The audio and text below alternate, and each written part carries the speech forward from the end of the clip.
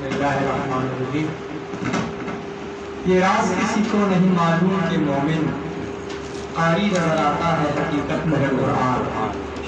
मोहतरम जनाब राजवली साहिब, मुफ्ती मोहम्मद इरफान साहिब, अजीज़ हुफ़ाज़ुल कुरान और हमादीन इलाका मोहतरम कुरान हज़रात, तमाम को मेरी तरफ से अस्सलाम वालेकुम।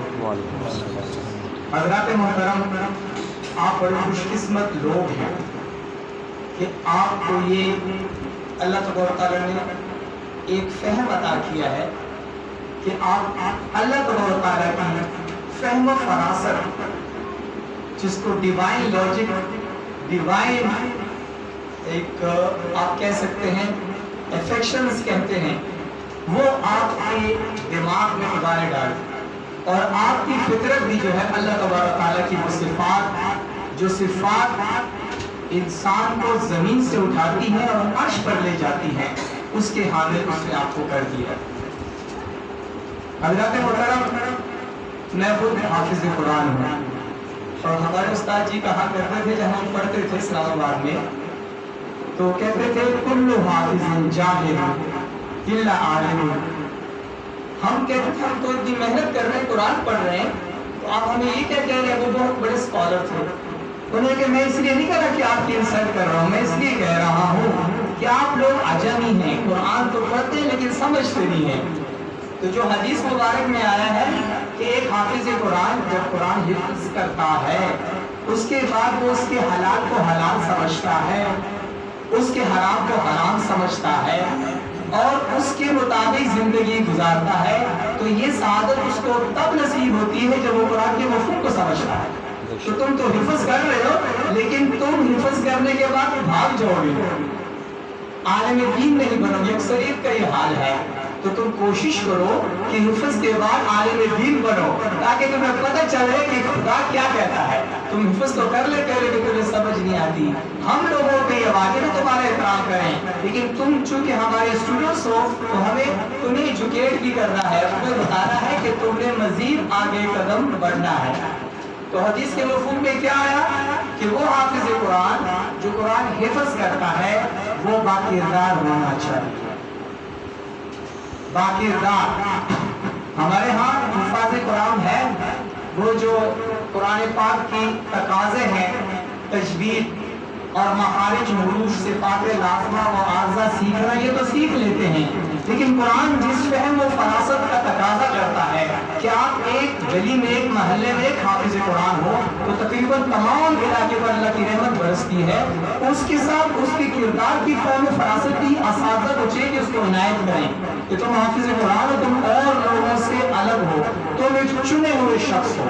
जो कुरान पाक क्या करता है आपको पता है, उसका कितना बुलंद दर्जा। फरिश्ते उसके पाँव के नीचे अपने पर बिछाते हैं। फरिश्ते किससे बने हैं आप कह सकते हो? कुछ नूर से बने हैं।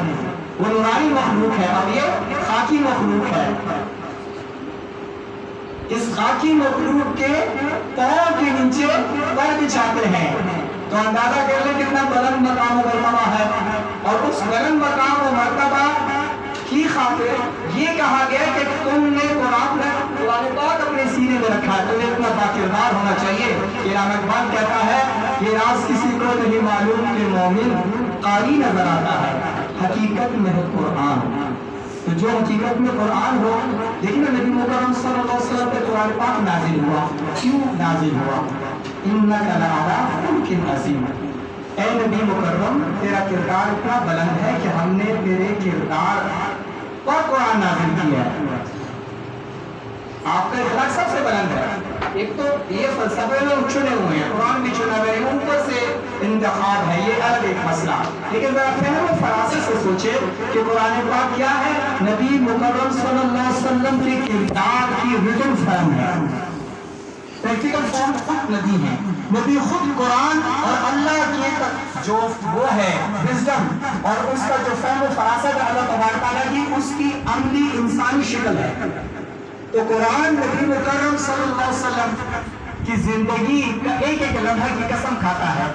تو ایک حافظ قرآن وہ قرآن حفظ کرتا ہے تو پھر اس کو بھی چاہیے کہ اس کا کردار اتنا اعلیٰ ہونا چاہیے, اس کی فہم و فراست اعلیٰ ہونی چاہیے. تو فہم و فراست کب اعلیٰ ہوگی؟ جب وہ علماء سے علم دین پڑھے گا, وہ قرآن کو جس کی وجہ سے پھر حلال کو حلال سمجھے گا, حرام کو حرام سمجھے گا. بقول حدیث اس کے گھر کے 10 افراد جس پر جہنم واجب ہو چکی ہوگی اللہ ان کو بخش دے گا. 10 بندوں کو جن پہ جہنم واجب ہے, آپ دیکھ لیں قرآن پاک تو حفظ کا اتنا بلند مقام ہے. تو اس کے بعد عالم دین بننا تو یہ وہی سعادت کی بات ہے کہ اللہ تبارک تعالیٰ نے آپ لوگوں کو اس کے لیے چنا کہ آپ حافظ قرآن پاک اور قرآن پاک سے محبت کرنے والوں کے اعزاز میں تقریب برپا کر رہے ہیں. کچھ باتیں میرے ذہن میں تھی, مفتی صاحب نے تو ماشاءاللہ ساری باتیں کہہ دی, تو میں ایک دو اس حوالے سے بات کروں گا کہ قرآن پاک اور حافظ قرآن اس کا بڑا قریبی تعلق ہے. ایک تو یہ کہ کریکٹر اعلیٰ ہونا چاہیے. تو جتنے یہاں حافظ وہ اس پہ نہ دیکھیں یار ہمیں دنیا میں کوئی میرا خیال ہے عہدہ نہیں ملا, میں DSP نہیں بن سکتا, ڈاکٹر نہیں بن سکتا, میں انجینئر نہیں. جو حافظ قرآن ہو جائے یہ تمام دنیا سے بلند ڈگری ہے, اس سے اوپر کوئی ڈگری ہے ہی نہیں. اگر ڈاکٹری ہے تو قرآن میں ہے, اگر انجینئرنگ ہے تو قرآن میں ہے. بلا رتبین بلا یا بسم اللہ کی کتاب بھی کوئی خوش اور کچھ تر نہیں ہے مگر قرآن میں موجود ہے.